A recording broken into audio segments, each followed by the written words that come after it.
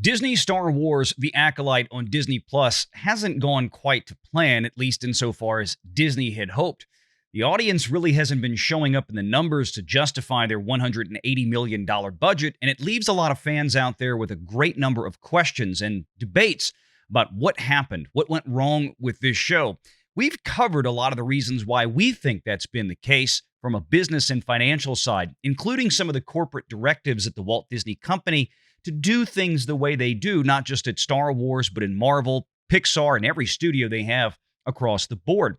But one of the things that's been nagging at me is something a little less tangible in the show that I think Erik Kain from Forbes magazine has maybe just hit the nail on the head.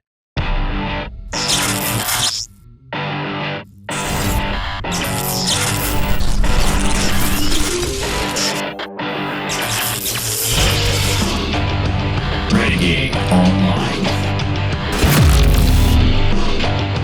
Well, folks, welcome back. Another great day here at Valiant Renegade. It's good to see everybody out there once again. And if you are like one of the many watching this video, not yet subscribed to this channel, please take a moment and turn that little red subscribe button to gray. Hit that like button, hit that notification bell, share this sucker out on the social medias, and of course, please do leave a comment before you head out the door today. Make sure to join us every Sunday and Wednesday afternoon right here at 6 p.m. Eastern for the live shows. Erik Kain at Forbes magazine may have just stumbled onto one of the biggest problems, especially in modern Disney Star Wars, and that's frankly a dilution of story, a dilution of character, and frankly, a dilution of intrigue by the audience. The Acolyte continues a long, tragic Star Wars tradition, ruining the Jedi. Remember when the Jedi were cool, Erik says? I wouldn't blame you if you didn't. It's been such a very, very long time, long before Disney took over Lucasfilm and the Star Wars and Indiana Jones and Willow intellectual properties. I've had this thought running through my head lately, he says. You can have too much of a good thing. It's the whole less is more notion. And it applies in a very big way, not just to Star Wars, but to a lot of our beloved genre fiction. And Erik goes on to make, I think, a very apt comparison to the portrayal of Galadriel in the new Amazon series, The Rings of Power. Now, to remind folks out there that may not be familiar with that show terribly much, it's not really Lord of the Rings. Lord of the Rings, in terms of film and television rights, still belong to Warner Brothers, David Zaslav and company over there.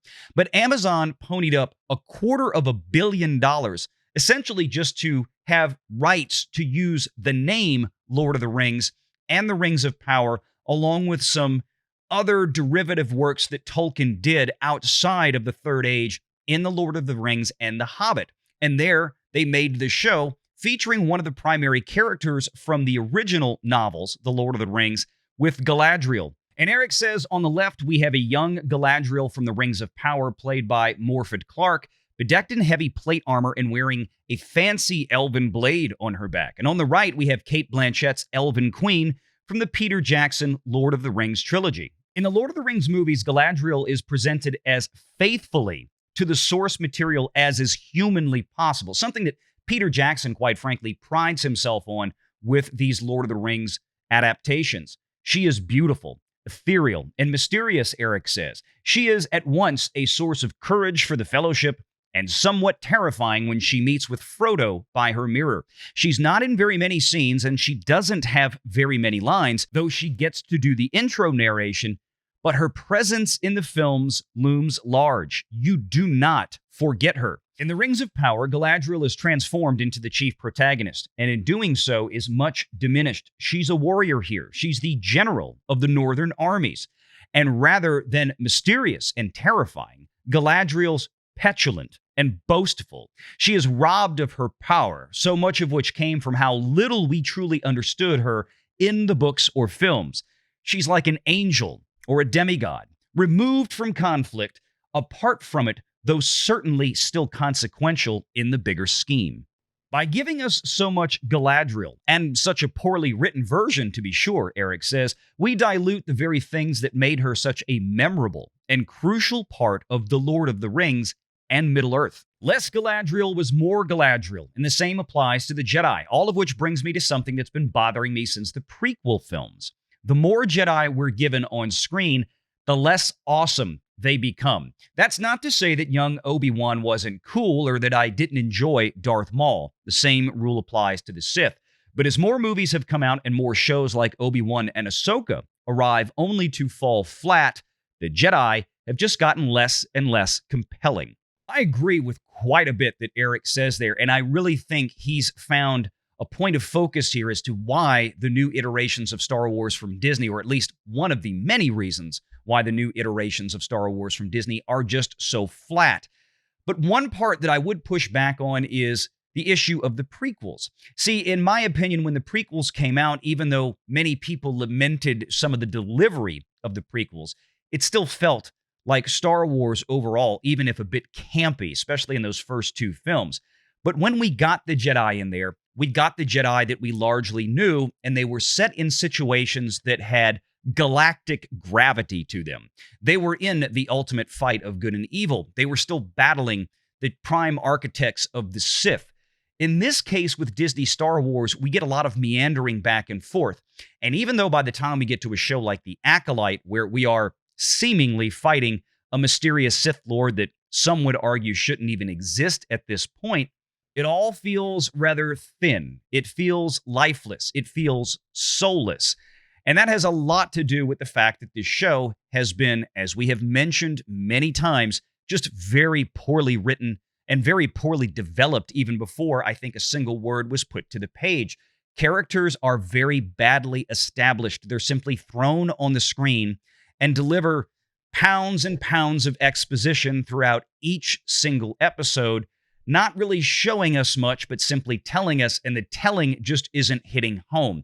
Inexplicable character shifts, major shifts, with characters like May, for example, going from not trusting the Jedi to then, within the same day, saying she's going to turn herself into the Jedi, and then 15 minutes later saying she distrusts the Jedi once again. It makes no sense, and nobody can really grip onto this.